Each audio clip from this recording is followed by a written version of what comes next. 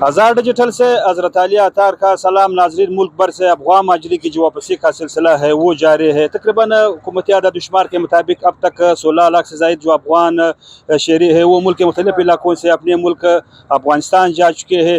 افغان شہری جو تھے، افغان مہاجرین جو تھے، وہ پاکستان میں مختلف جو کاروبار تھے ان سے منسلک تھے، گلکاری اور موچ گرت، اور ساتھ ساتھ جو ٹھیلے لگاتے تھے وہ بھی، اور کباڑی کے کاروبار سے بھی وہ منسلک تھے. تو آئے عوامی رائے جاننے کی کوشش کرتے ہیں کہ ان مہاجرین کے جانے کے بعد جو ہے وہ پاکستانی جو عوام ہے وہ کن مشکلات کا سامنا کرنا پڑ سکتا ہے. بہت سی چیزوں پہ اثر پڑے گی، خاص کر کاروباری حالات پہ اور معاشیت پہ ہماری بہت سی اثرات پڑیں گے. جس طرح ابھی آپ کو پتہ ہے کہ تندور، خاص کر جو ہمارے افغانی بھائی، 100 میں سے تقریباً 90 لوگ جو تھے وہ افغانی بھائی تھے. وہ یہ لوگ تندور کے کام کرتے تھے. جب آپ کی تندوریں بند ہو جاتی ہے تو آپ کی یہ جو بازار میں روٹی ہے، ہوٹلوں والوں یہ چیزیں جو ہے بہت مشکل ہوگی کہ آپ کو روٹی ملے.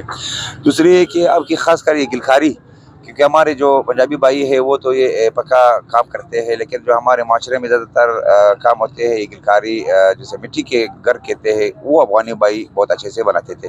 تو یہ اب کی بہت نافذ ہو جائے گی. لوگ مشکل ہے کہ یہ بھی بنا لے. دوسرا ہے کہ آپ کی خاص کر یہ جو ریڈیا میڈیا تھی، یہ جو تھڑوں پہ چیزیں بیچتے تھے لوگ، تو یہ بھی سارے افغانی تھے. اس میں بہت سی اچھی سی کباڑی کی جو کام کرتے تھے، یا مطلب کوٹ یا بوٹ وغیرہ جو ہے وہ ہر ایک کو تو یہ نہیں ہے، ایکسیس نہیں ہے کہ لوگ جا کے مطلب مال میں خریدے یا شاپ میں خریدے.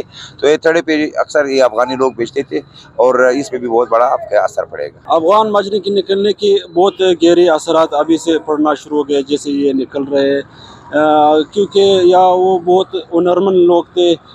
یہاں پر جو نان بائی سے لے کر ریڑھی والا، سبزی والا، پرچون دکاندار، موچی وغیرہ، یہ سارے یہی لوگ یہ کام کرتے تھے. تو ہمارے لوگ ابھی اس طرف راغب کرنا یہ بہت ٹائم لگے گا اس میں. تو ہمیں یقیناً کافی دیر تک اس کا ہمیں کمی محسوس رہے گا. اس میں کافی بڑے حد تک جو تھے، جو دکاندار تھے، جو بزنس مین تھے، اچھے اچھے بزنس مین بھی تھے، وہ بینکوں کو بھی ٹیکس بھی پیسے جمع کرتے تھے، حکومت کو ٹیکس بھی دے رہے تھے. تو بینکوں پر بھی اس کا بہت گہرا اثر پڑ رہا ہے. بینکیں بالکل ابھی ویران پڑے ہیں.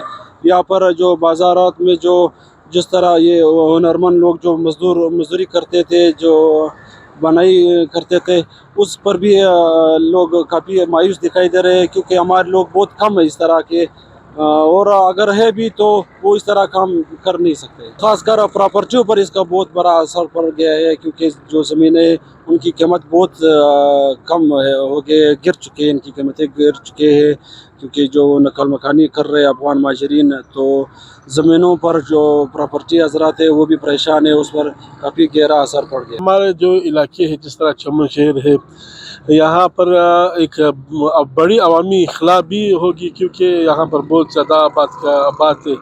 اور اس سے جو سب سے بڑی جو مسئلہ پیدا ہوگا وہ ایک گھر بنانے کے لیے یا کوئی کام کرنے کے لیے سستا مزدور بھی دستیاب نہیں ہوگا. اور اس کے ساتھ ساتھ جو جوتے پالش کرنے والے تھے، جو سلائی کرنے والے تھے، سلائی کرنے والے پھر نایاب ہوں گے، اور وہ ایسے آدمی سامنے آئیں گے جو زیادہ بھی لیں گے، اور ان سے زیادہ بھی پیسے، ان سے قیمت بھی زیادہ لیں گے. کام چوڑا ہوگا، پیسہ زیادہ لیں گے.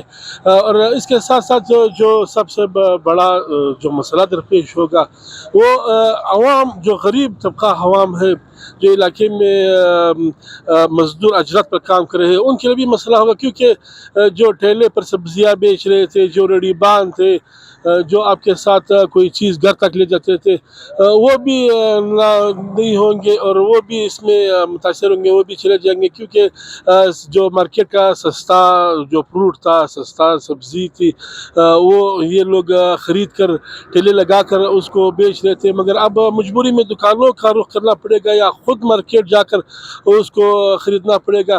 اس کے ساتھ ساتھ جو ہے افغان مہاجرین کے اخلاء کے ساتھ کئی مسائل ہوں گے، اور اس سے غریب طبقہ شدید متاثر ہوگا.